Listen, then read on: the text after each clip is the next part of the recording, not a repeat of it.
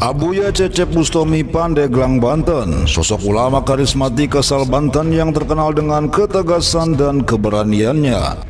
Kiai Kondang Banten yang satu ini, selain terkenal dengan ilmu agamanya yang tinggi, beliau juga dikenal memiliki karomah kesaktian yang sangat luar biasa. Tak heran jika semasa hidupnya beliau sangat dikagumi oleh para kiai, bahkan disegani oleh para jawara Banten kala itu. Dan yang lebih menakjubkan, semasa hidupnya seluruh santrinya yang berjumlah 27 orang lebih dibekali ajian kebal bacok, bahkan kebal peluru. Beliau merupakan pendiri organisasi Front Hizbullah yang berdiri sejak tahun 1998, sebuah ormas Islam yang meliputi kawasan Banten kala itu. Sejarah awal terbentuknya Front Hizbullah yaitu ketika FPI terbentuk pada tahun 1998. Habib Rizik meminta Abuya Cecep Bustomi untuk bersedia menjadi imam besar di FPI. Namun Abuya Cecep Bustomi menolaknya dengan alasan tidak sejalan dengan keinginannya. Maka ditunjuklah Abuya Cecep Bustomi sebagai komando lapangan. Namun di tahun 98 juga, saat tengah terjadi krisis moneter, FPI tidak ada pergerakannya pada saat itu. Hingga akhirnya secara diam-diam dan tidak langsung, Abuya Cecep Bustomi menyatakan dirinya telah keluar dari FPI dan mendirikan Front Hizbullah yang dipimpin langsung oleh Abuya Cecep Bustomi. Front Hizbullah ini tidak memiliki struktur kepengurusan, sebab Front Hizbullah berlandaskan imamah yang berarti dipimpin oleh satu komando saja, yakni Abuya Cecep Bustomi yang memegang semua alih struktural. Motonya, Aish Kariman au Mut Syahidan, hidup mulia atau mati syahid. Amar ma'ruf nahi mungkar, mengajak kepada kebenaran dan mencegah kemungkaran.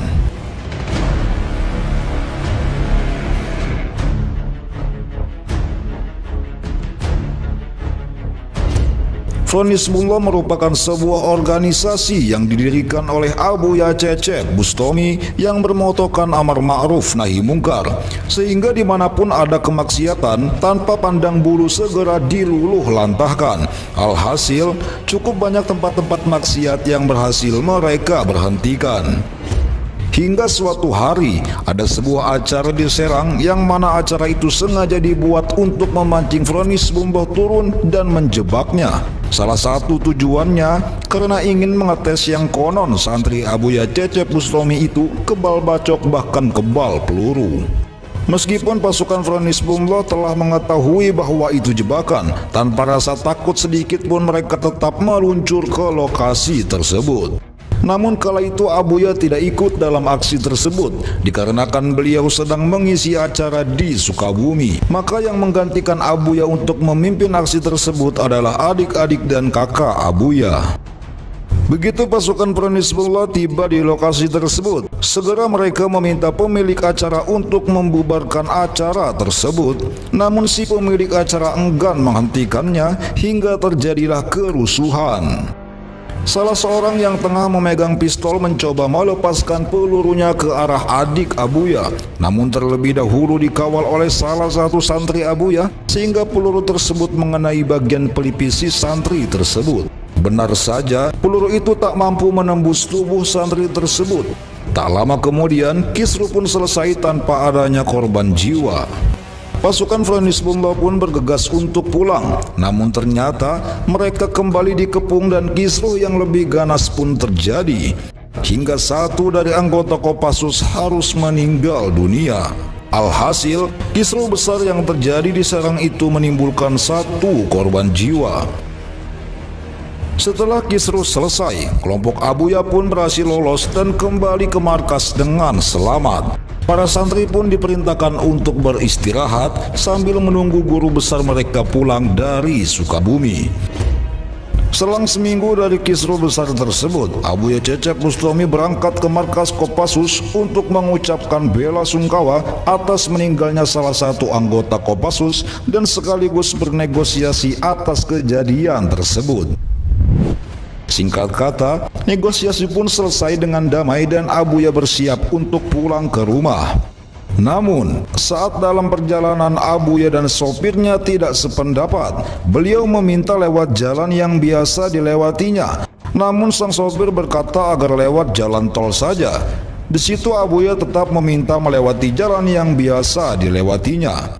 Suasana jalan tersebut di hari itu sangatlah berbeda, sepi dan hanya mobil Abuya saja yang melintas. Di tengah perjalanan, tiba-tiba nampak sebuah motor trail mengejar mobil Abuya sambil membawa senjata api. Begitu mobil Abuya berhasil disalip, dengan lihai si pengendara motor itu berdiri di atas motor dan langsung mengarahkan tembakannya kepada Abuya.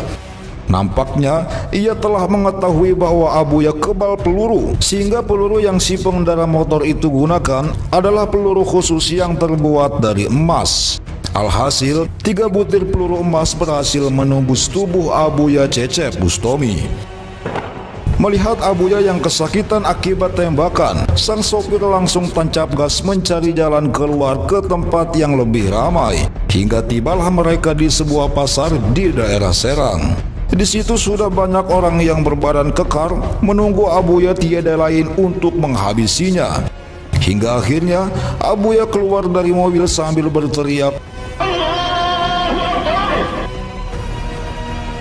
Tak lama kemudian, beliau pun jatuh terbaring di tengah jalan. Lalu sang sopir segera mencari telepon umum untuk mengabari keluarga Abuya bahwasanya Abuya sedang diserang dan dalam keadaan bahaya. Setelah mengabari keluarga Abuya, sang sopir kembali mencari Abuya dan ternyata sudah tidak ada di lokasi tersebut. Hal aneh pun terjadi. Ternyata Abuya diselamatkan oleh orang yang tak dikenal dengan mengendarai mobil losbak dan dibawa ke rumah. Namun sayang, Abuya tiba di rumah dalam keadaan sudah tak bernyawa. Keluarga pun heran karena orang yang mengantar Abuya ke rumah sama sekali tidak dikenal dan pergi begitu saja. Sampai detik ini pun orang tersebut belum diketahui. Pihak keluarga pun segera membawa jasad Abuya ke rumah sakit untuk diotopsi. Dan ternyata peluru yang tembus ke dalam tubuh Abuya bukanlah peluru sembarangan, melainkan peluru yang terbuat dari emas. Hingga detik ini, sejarah mencatat Abuya Cecep Bustomi wafat pada 20 September tahun 2000. Banten telah kehilangan sosok ulama yang tegas, pemberani serta bertanggung jawab. Semenjak kepergian beliau, Front Hizbullah terhenti sebab tak ada yang berani menggantikan posisi Abuya Cecep Bustomi yang sudah syahidan.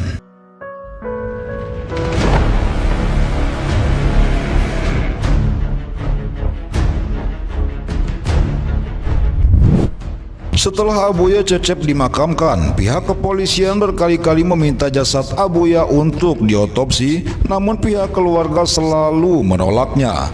Hingga bertepatan setelah 8 bulan Abuya dikebumikan, pihak kepolisian beserta tim medis rumah sakit tetap membongkar kuburan Abuya untuk melanjutkan otopsi secara diam-diam. Sekitar 200 lebih anggota kepolisian berjaga ketat di area pemakaman tersebut. Hingga salah seorang warga memberitahu kepada keluarga Abuya bahwasanya di sekitar makam Abuya dikelilingi aparat kepolisian.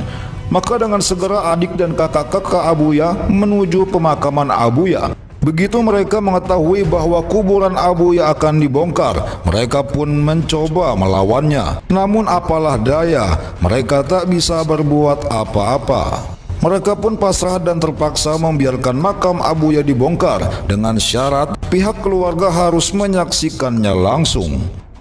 Singkat cerita, karena alat pendeteksi terus berbunyi menandakan masih ada peluru yang bersarang di jasad Abuya, pembongkaran pun berlangsung. Setelah beberapa lama, terlihatlah bambu penghalang dan itu membuat orang-orang yang ada di situ terkejut. Bambu yang seharusnya sudah keropos dan dimakan rayap, namun ternyata bambu itu masih sangat hijau mengkilap dan tumbuh akar di sekitarnya seolah-olah melindungi jasad Abuya.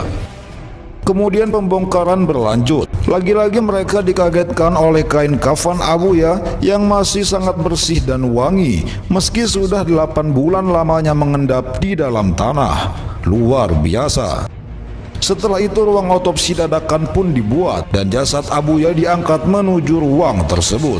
Begitu kain kafan dibuka, semua takjub melihat jasadnya yang masih utuh, rambut bahkan kukunya masih memanjang layaknya orang yang masih hidup.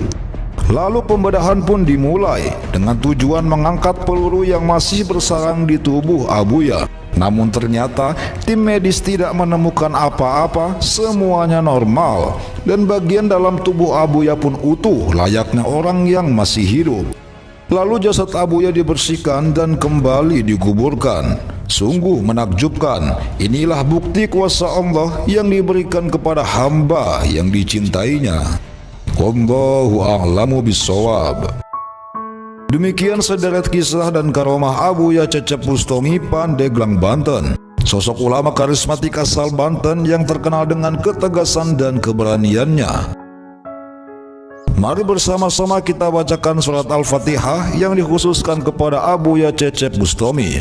Semoga kita semua diakui sebagai murid beliau hingga kelak Allah kumpulkan kita bersama beliau di surganya. Amin ya rabbal alamin.